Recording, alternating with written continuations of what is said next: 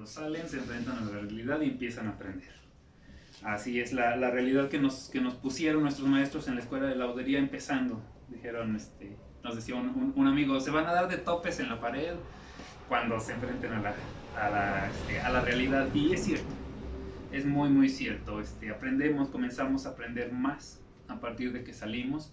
La escuela nos da muchas bases. Por supuesto, aprendemos muchísimas cosas en la escuela de laudería. Creo que es muy, muy buena escuela y pues única realmente en el país.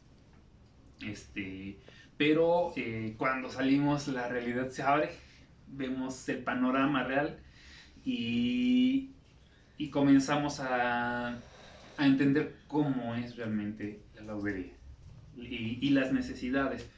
Lo más difícil para nosotros, a mí me preguntan luego cuál es la parte más difícil de mi trabajo, es atender al cliente.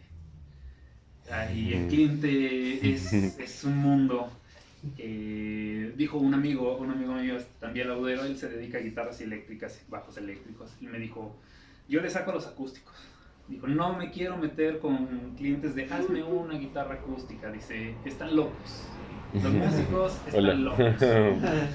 Me dice, es que te dicen, es que quiero que suene más azul, y tú no encuentras el azul. Dice, te pueden dar descripciones de esa característica y tú no sabes qué están queriendo decir. La realidad es que sí, hay músicos con una idea demasiado específica de cómo deben sonar y que escuchan mucho más que nosotros. Entonces, cuando llega un músico que tiene un enfoque tan amplio de conocimiento principalmente, porque ahí sí es donde el conocimiento se hace válido, tienen un conocimiento muy amplio y una idea muy definida de qué es lo que busca, ahí es donde nos ponen a darnos de topes contra la pared, porque es el más grande reto atenderlos y cumplir con sus necesidades. Nosotros como lauderos atendemos las necesidades del músico y tenemos que cumplir con ellas. Es feo no dar el ancho. Que te busquen con ciertas expectativas y no dar el ancho, para nosotros es pecado. Vamos al infierno, ¿no? Para eso tenemos que estar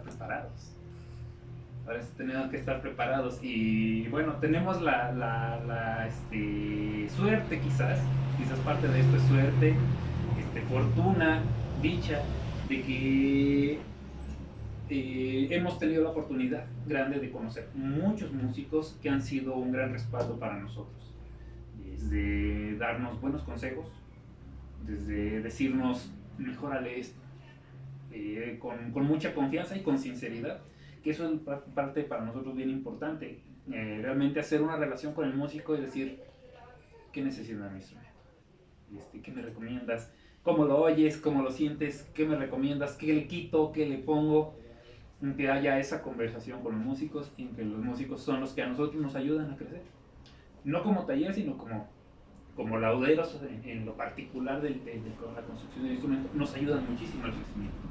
Entonces hemos tenido prácticamente desde el inicio esa fortuna. Uno de los que más hemos estado en contacto prácticamente desde mi primer guitarra, yo me desvié al camino del mal, a las guitarras, aquí en la escuela de laudería, si bien pues es el enfoque violín, viola, violonchelo, hasta ahí. La guitarra es pecado, ¿sí? Eres un hereje. Yo fui doblemente hereje porque me vi por la guitarra y por el contrabajo. Entonces, ahí sí, pero pues bueno, finalmente uno atiende a sus gustos. Yo desde toda la vida me ha encantado la guitarra. Estudié un poquito en el conservatorio, guitarra clásica. Ya lo olvidé todo, después de tantos años de no tomarlo, pero pues algo aprendí en su momento de guitarra clásica y fue el instrumento que estudié. Posteriormente en la escuela estudié contrabajo. Sin embargo, los gustos pues no cambian, ¿no? Entonces, pese a que es muy bonito el violín, es emocionante construirlo y tampoco es bueno perderlo aprendido sobre mi tendencia sigue siendo todo el tiempo la guitarra y actualmente el contrabajo. Tengo algunos proyectos también con contrabajo, restauraciones de contrabajos. El mensaje que acaba de llegar es sobre el contrabajo. Vaya, sí, sigo siendo fiel a mis preferencias, guitarra y contrabajo. Entonces, ya saliendo yo de la escuela, tuvimos la oportunidad dentro de la escuela. El último año que estuve yo ahí, son 5 años de la escuela, en el 5.º año tuvimos la oportunidad de que fue el maestro Abel García López, en mi opinión el mejor guitarrero de México y un muy muy destacado a nivel internacional. Tuvimos la oportunidad de que nos dieran un cursito pequeño de 10 días. Entonces, pues algo completamente nuevo para nosotros, fuera realmente del contexto de la escuela de laudería que tienen por lo estricto de sus instrumentos. Hubo 10 días de guitarra y pues aprovechar lo máximo. No avanzamos mucho, una técnica, forma de construcción muy diferente, pero lo poco que aprovechamos, saliendo de la escuela, comenzamos a trabajarlo. Entonces ya en cuanto salimos, yo comencé a hacer algunos experimentos sobre guitarras. Ya hice una previa que es una guitarra electroacústica pequeñita, quise probar ciertas cosas, funcionó, medio funcionó, ya se logró, ¿no? Deduje, digamos, un proceso de construcción. Ya me animé ahora sí a hacer con un enfoque de sonido más clásico. Ya quedó, se logró con sus detalles, con sus miles de detalles, pero se logró y hasta la fecha conservo esa guitarra. Esa guitarra, pues de repente yo que ya no toco, ya no hago música, ya no toco, o no me dedico a eso. ¿Vienen también? Sí, sí, espera que. Se llama Beli García López. A veces tengo oportunidad de prestarla con los amigos, a veces pues se me descompuso mi guitarra, arréglamela, no tengo otra que tocar, llévate mientras esta. Y es la poca actividad que tiene mi guitarra, la he prestado de repente a algún conciertito o algo, alguna cosita, pues bueno, hay oportunidad, qué bueno que se use un poco, ya que yo las tengo muy abandonadas mis guitarras. La segunda guitarra ya fue sobre ese mismo proyecto, que era diferente a esto que es la guitarra tradicional. Las primeras guitarras que hice fueron un experimento un poquito diferente en estética. La segunda guitarra, ya probé otras cosas, fui un poco más arriesgado en esa otra guitarra, me fui muy extremo a la profundidad y a un timbre percutivo. Esa guitarra la tiene nuestro Sime, precisamente. Él es el que tiene esa segunda guitarra. Esa es yo creo que es la guitarra más extrema que he hecho. La más extrema en cuanto a la sonoridad percusiva, que capta realmente el roce del dedo con la cuerda, lo amplifica. Sí, es que esa guitarra fue muy arriesgada, pero a veces en esto hay que jugar. Algo para mí importante siempre en esto es ser como niños, imaginar, echar ideas, echar a andar. La laudería no es estricta, no tiene que ser esta medida y ya, y de ahí no te sales. Eso no existe. Cada guitarra, yo ayer le comentaba a un amigo mío, cada guitarra que hago es mi primera guitarra. Cada instrumento que yo hago es mi primer instrumento. Ya en este taller pues hemos tenido la oportunidad en estos 10 años y medio de hacer, no sé, yo creo que cerca de 100 instrumentos en estos 10 años y medio. Entre guitarras, unos pocos violines. Los violines no los trabajo yo. Normalmente el trabajo se lo dejo a mi compañera Eunice. Ella también fue mi compañera en generación ahí en la escuela. Y desde el inicio del taller pues, hemos trabajado juntos este proyecto. Entonces ella es la que siempre así llega al trabajo de violines. Llegan con trabajos, eso es para mí. Realmente en equipo hemos hecho un gran equipo. Hemos construido, yo creo que sí, cerca de 100 instrumentos o quizás un poco más. El año pasado fue uno de los años más productivos. Hicimos 20 instrumentos el año pasado. Normalmente tenemos mucho trabajo de reparaciones, de restauraciones, alrededor de 400 instrumentos al año actualmente. Entonces, aparte de esos reparaciones y mantenimientos, pues bueno, construcción de 20 instrumentos. Fue un año muy productivo, muy lastimoso económicamente, pero muy productivo para nosotros. Y pues bueno, yo finalmente me voy por la guitarra, como les comento, la segunda guitarra muy arriesgada, la tercera ya no arriesgué tanto por recomendaciones de algunos maestros, de algunos amigos. Me pidieron no irme tanto a mis gustos y buscar más los gustos de un guitarrista normal, de la gente normal. Entonces regresé un poquito más a buscar precisamente las características que busca un guitarrista. No tanto mi experimentación, sino ya más las características que un guitarrista busca. Entonces, a partir de la tercera, cuarta guitarra ya comienzo nuevamente a retomar un enfoque más de la guitarra tradicional, la guitarra clásica. La guitarra clásica pues se ha modificado muchísimo en el transcurso. Comienza en teoría con la unión de elementos que hizo Antonio de Torres. Sus primeras guitarras, o las que se datan de sus primeras, son por 1852 me parece, las que están fechadas de sus primeras guitarras. A partir de ahí se conoce la historia de Antonio de Torres. 1852. Estas guitarras ya tienen son la unión de muchos elementos que ya se habían usado. No se la inventó como tal, sino tuvo la osadía de unir muchos elementos de cosas ya existentes y hacer una nueva tendencia, un nuevo estilo. Y es el estilo que se adoptó y que transcurrieron muchos años siendo la inspiración. Entonces, yo empecé al revés. En lugar de empezar conociendo esa base, empecé a experimentar mucho. He hecho muchos instrumentos y que me han gustado mucho. Todos mis instrumentos, al principio los pruebo y no suena nada.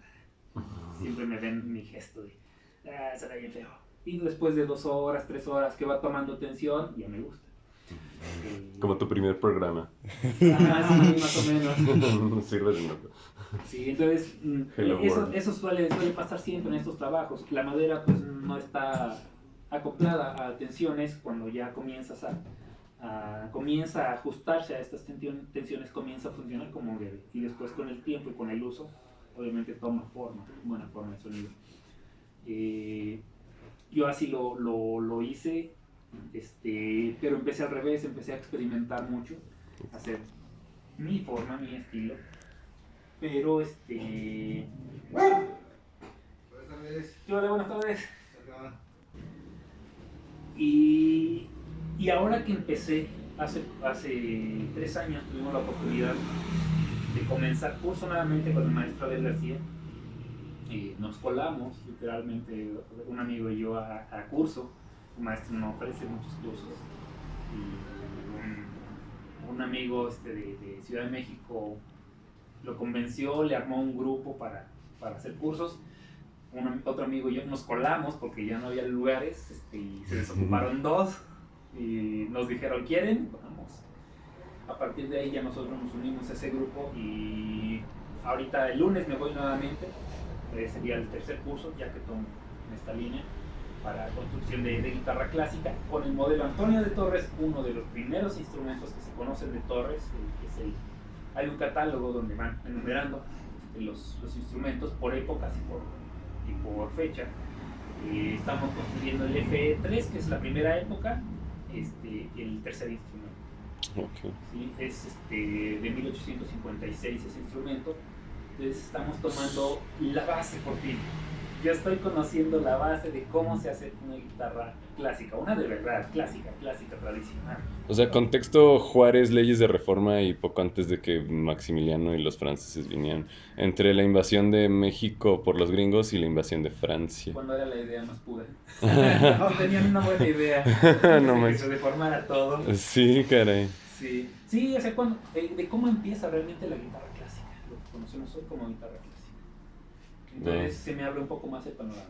Yo, si bien había sido muy rebelde quizás, y esto que estoy haciendo ahorita ya es también una guitarra hecha a mi estilo, porque tiene diferentes cosas, tiene cosas ya de mi cosecha, cosas que no vemos en otras guitarras y mucho menos en una tradicional, cosas que coinciden con una tradicional y con una de las primeras guitarras de Torres, que es poco sabido, ¿no? Pero coincidencias, yo no lo sabía, hasta apenas el año pasado me enteré. Okay. Pero ya también hago mi propio estilo, mi propio modelo. con esta ya un poquito con más experiencia, pero he agregado muchas cosas de lo que he estado aprendiendo estos últimos años con el maestro Abel, porque sí, conocer cómo es realmente el sonido, el estilo de una guitarra clásica, de sus inicios, a cómo es el estilo hoy en día de la guitarra clásica, una guitarra moderna, es bien distinto el estilo. Ya hoy en día se agregan elementos como fibra de carbón, fibra de vidrio, bla bla bla, etcétera, ¿no? Tripla y hay muchos elementos que hoy en día se agregan. En la guitarra tradicional es una estructura totalmente de madera, tensiones, resortes de madera. Es toda esa estructura sin apoyo de otros elementos sintéticos. Bueno, no los tenían, quizás si los hubieran tenido los hubieran podido usar. Pero hay como todo ese panorama. A mí mi intención, lo que me gustaría con estos instrumentos, que es, les digo entre comillas, mi modelo, que es también la unión de muchos elementos que he observado en constructores, es como hibridar un poquito entre la sonoridad de una guitarra tradicional con las practicidades que da una guitarra moderna, como más proyección sonora, mayor potencia. Esa sería como mi intención, es la intención con la que he estado trabajando este modelo. Pero agregándome o nuevamente juntando esto que a mi trabajo, esto que estoy aprendiendo, pues bueno, ya también estoy haciendo la tradicional modelo Torres. Este mismo modelo que estamos trabajando, pues bueno, yo ya lo estoy agregando también, lo estoy ofreciendo, lo estoy practicando, porque sí es importante también la práctica. Y también un modelo que ya espero pronto sepan, tengan noticias de esto, pues es un modelo Santos Hernández. Estoy haciendo o comenzando un poquito un proyecto de la restauración de una guitarra Santos Hernández de 1922, una guitarra deshecha, una guitarra muy maltratada. Y cuando llega a mis manos era una guitarra completamente inservible, no podías ponerle cuerdas porque la rompes. Entonces esta guitarra llega a mí hace 8 años y medio, 9 años aproximadamente, y comienzo a planear un poquito cómo restaurarla. Yo no sé cómo llevar a cabo una restauración de esa índole, entonces comienzo a planear esta restauración.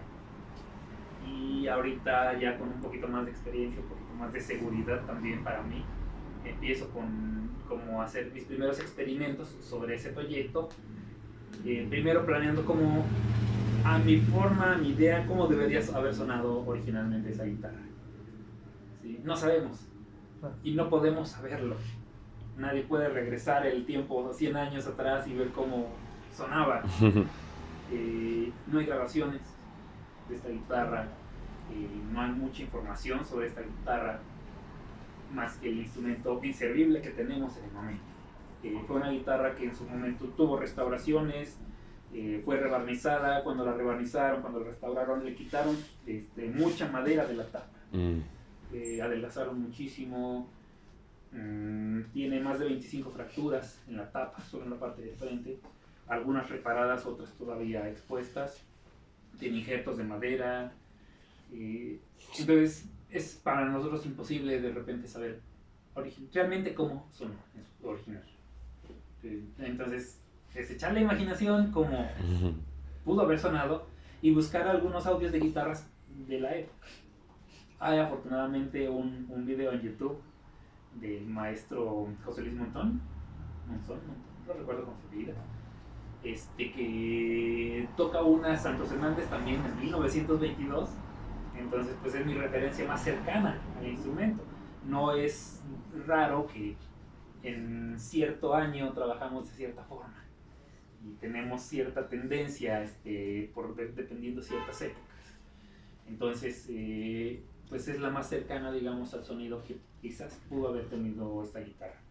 Entonces, en base a ese audio, porque pasa por filtros, pasa por una mezcladora y pasa por YouTube, es algo modificado, desafortunadamente, y también es complicado, pero pues vamos a intentar acercarnos a ese tipo de sonido, como pudo haber sonado originalmente esta guitarra. Y pues aquí realmente es echar imaginación, es pura imaginación. Estoy comenzando con algunas guitarras y este proyectito lo estoy comenzando precisamente este año. Bien, ahorita lo estoy comenzando y espero tener algo para mitad de año más o menos, si se puede hacer algo como alguna pequeña plática. He estado platicando con alguien también de la universidad, a ver si se puede hacer una pequeña plática, y donde se pueda mostrar los primeros prácticamente experimentos sobre este proyecto.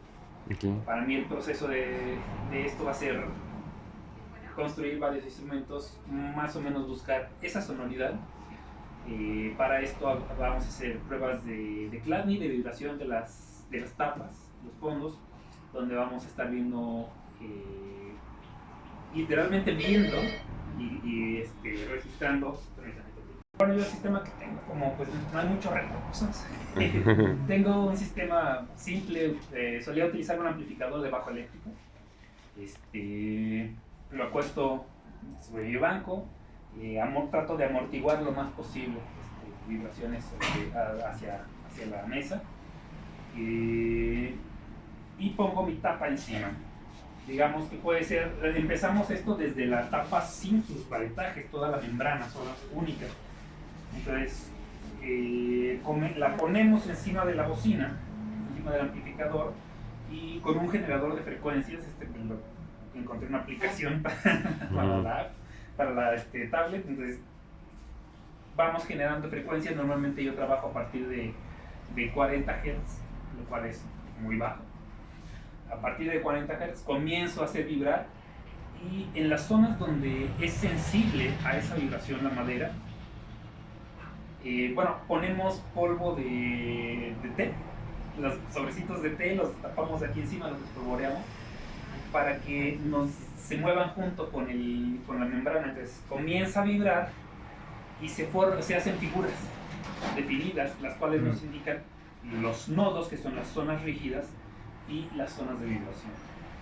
Entonces, si analizamos estas, nos van a coincidir con una escala natural. Es decir, vamos a encontrar el modo principal, que sería la tónica, la quinta, la cuarta, terceras, coinciden prácticamente con la formación de una escala natural. Y pues bueno, de esta forma nosotros podemos saber a qué frecuencias es sensible, en qué modos de vibración se están dando. Cuando ya tengamos, en una de estas logremos ese sonido que estamos buscando, en la original podemos buscarlo para el proceso que vamos a usar, que es recuperar madera y volver a calibrar. Ahora sí podemos buscar nuevamente ese enfoque de sonoridad con estos métodos, revisando otra vez, modificando. Esto es muy minucioso, pero modificando los espesores hasta obtener nuevamente la vibración que estamos buscando. Para eso, pues bueno, es bueno saber, conocer esas formas de los modos de vibración de Chladni y cómo lograrlos. Ese es un proyecto que tengo, espero se pueda exhibir un poquito este año, y el próximo año mi intención es hacer ya la restauración. Es un trabajo para este año, buscar el sonido, y el próximo año comenzar ya la restauración. Es un trabajo medio arriesgado, la verdad. Lo estoy tomando yo por mi cuenta. No me estoy asesorando a mucha gente más que el maestro Abel García, que es con quien tengo confianza, pero lo he tomado como muy personal, muy personal, y quiero lograrlo yo sin demasiada influencia de quienes conocen más el estilo.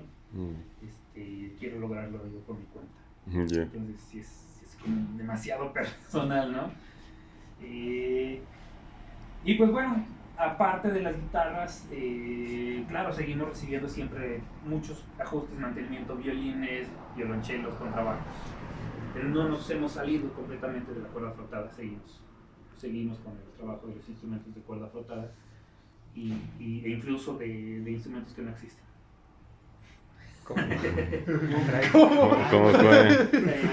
De repente no sé si conocen al maestro Ernesto Martínez. Es un compositor, pianista, pero él lo conocemos acá en el bajo mundo como el señor Microrritmia. Él tiene un estilo musical que ha trabajado por años, que ha desarrollado y no sé si sea como tal invención suya, pero él lo ha desarrollado mucho. Y de repente se le ocurren cosas, instrumentos que no los hay. Él hace muchos años modificó una guitarra y le puso un teclado para que pulsaran las cuerdas y se apagaran inmediatamente después de pulsarlas, el cual ese instrumento le llama Hyperion. Bueno, en su momento, hace algunos años, él se acercó a nosotros y nos encargó uno, pero no una guitarra, sino una caja rectangular con 12 cuerdas, para él ponerle un teclado y poder hacer esto. Entonces, de repente uno nada más recibe instrucciones y empiezas a dibujar. Ahí es trabajo de diseño. Comienzas a saber qué es lo que necesita el cliente y cómo podrías hacerlo. Entonces empiezas a hacer tus dibujitos, a hacer pruebas. Hicimos uno, le funcionó muy bien afortunadamente, hasta la fecha lo conserva. Esto hace, que serán 6 años aproximadamente. Lo conserva, él nos comentaba, mandó a hacer otros y el que le funcionó fue el de nosotros. Entonces él se acercó a nosotros. Actualmente él viene a aprender a hacer ese instrumento. Él dijo, pues bueno, si tiene mucho trabajo y si aprendo a hacerlo yo, pues mejor, ¿no? Ya están haciendo el que empezó él solo y terminando otro que yo había empezado. Entonces él viene a trabajar prácticamente, viene un día a la semana y trabaja sobre su instrumento. Estamos ya en la recta final de su proyecto. Ya vio cómo se trabaja y ya dijo, bueno, mejor si te los encargas. Y ahora, ya viendo el resultado, él dice, vamos a ir planeando el de 4 octavas, ¿no? Hicimos uno de 1 octava, es cromático, 12 cuerdas. Ahora él está planeando que se haga también uno de 4 octavas. Entonces vamos ampliando cada vez más, y él va ampliando sus ideas. Nunca también es suficiente. en base a lo que ya tiene. Ahora con sus ideas, los músicos están locos. Con sus ideas, este maestro tiene mucha locura. Él piensa como un niño y es lo más emocionante. Realmente para nosotros, yo recomiendo mucho eso, pensar como niños. Los niños no se ponen límites y resuelven cualquier cosa en su cabeza. Entonces, los adultos perdemos la capacidad de razonar y de resolver cosas para hacernos cuadrados. Entonces, este maestro tiene esa cualidad, o más bien la refleja mucho, esa cualidad. Él piensa como un niño, o a lo mejor no sé, a lo mejor yo lo interpreto así, como que está pensando como un niño, pero tiene una imaginación impresionante y se le ocurre cualquier cosa. Entonces, pues bueno, ahí es cuando nosotros hacemos instrumentos que ni siquiera existen. Bueno, también hay la posibilidad. Recuerdo un examen de nuestra maestra de acústica, que era eso precisamente. Nos dictó, llegó un cliente a mi taller, me pidió un instrumento de percusión y que tenga una afinación así y así. Nuestra maestra nos enseñó a hacer este instrumento, o a calcular instrumentos temperados y no temperados. Instrumentos, escalas naturales, que no es lo mismo los 12 notas temperadas de una guitarra o de un piano que las 12 notas naturales que se producen al vibrar una cuerda. Son muy diferentes. La escala temperada son modificaciones para que puedas hacerlo una y otra vez hasta el infinito, la misma medida siempre, y la misma distancia entre cada cosa siempre. En la naturaleza no aplica, es diferente. Entonces nos enseñó a calcular cuándo es un bemol y cuándo es un sostenido, que no es lo mismo. ¿Sí? El eterno pleito, ¿no? Son lo mismo, no son lo mismo. No son lo mismo. Un bemol, Yo confundiéndolos. sostenido, ¿sí? Todo parte del punto de partida, perdón por la redundancia, pero ahí, de dónde partes, puede ser un sostenido o puede ser un bemol, y las distancias que tiene cada cosa. Como les digo, lo natural no es lo mismo que temperado, ahí esas son las pequeñas diferencias. Entonces, en nuestra materia de acústica en la escuela aprendimos eso. ¿Ya se nos olvidó? Sí, ya se nos olvidó por falta de práctica, pero tuvimos todas esas bases, sabemos diferenciarlo. Entonces, cuando nos traen un proyecto nuevo, en teoría deberíamos tener la capacidad de poder resolver. No es deberíamos quitarnos nosotros esos límites de que pues, todo es igual. Una madera ofrece unas características de sonoridad y a veces la misma madera sacada de la misma tabla, el resultado es diferente y se tiene que trabajar diferente. Entonces, para nosotros es importante definirlo así. Trabajamos ciertas medidas, sí, pero cuando ya buscamos un sonido desde nuestra cabeza, lo trabajamos todo desde la madera para ahí buscar realmente las sonoridades. Yo siempre lo digo con mis clientes, no sé si te lo he dicho a ti, Simón. El sonido no sale del instrumento, sale de la cabeza. ¿Sí? Desde la cabeza del laudero se planea cómo en teoría debe sonar el instrumento. No es un accidente. No suena así porque se utilizó corazón púrpura. No suena así porque la tapa es de cedro. No suena así porque sea de palo de rosa, de maple o de cedro. Suena así porque se planeó que suena así. No es incidencia nada más. No es por accidente que suena así. O no porque sea palo de rosa, así suena siempre. Si no se planea, no tiene caso. Para nosotros es sacarlo todo desde la cabeza, planear qué es lo que queremos y a partir de ahí trabajar. Desde mi primer guitarra quise hacer eso. Siempre decían, yo la primera guitarra que hice esta parte, los aros y el fondo son de una madera muy pesada que se llama granadillo, una madera mexicana muy pesada y muy dura. Y decían, sí, son guitarras brillantes. Y yo decía, tiene que ser así. No.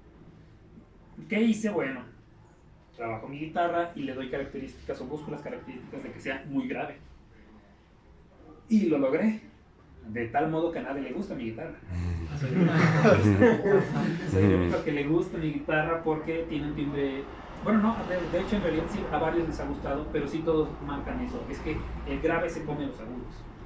Es demasiado grave mi guitarra. Sí, eso fue lo que quise hacer. Quise hacer una guitarra muy, muy grave. Y lo logré. La verdad es que sí lo logré. Todavía en la 19, que fue la segunda, arriesgué un poco más todavía eso. Entonces ya después alguien me dijo, no, vete a gente más normal. Se sabe. ¿Qué me habrá querido decir? No, se sabe. No lo que buscas tú, claro. lo que busca realmente un guitarrista. Entonces eso fue lo que cambió un poquito el enfoque. No he dejado mis tendencias, mis ideas de trabajarlas, pero me he cuadrado un poquito más a lo que se busca, mezclando de a poco también mis ideas. Entonces, pues sí seguimos trabajando con eso y buscando mucho como la creatividad. Creo que algo que se busca mucho por los músicos, ya los que sí se meten muy en serio en la música, ¿no? Hacer un estilo. ¿Qué tal? ¿Me permiten un momentito? ¿No? Para entregar una guitarra. Claro.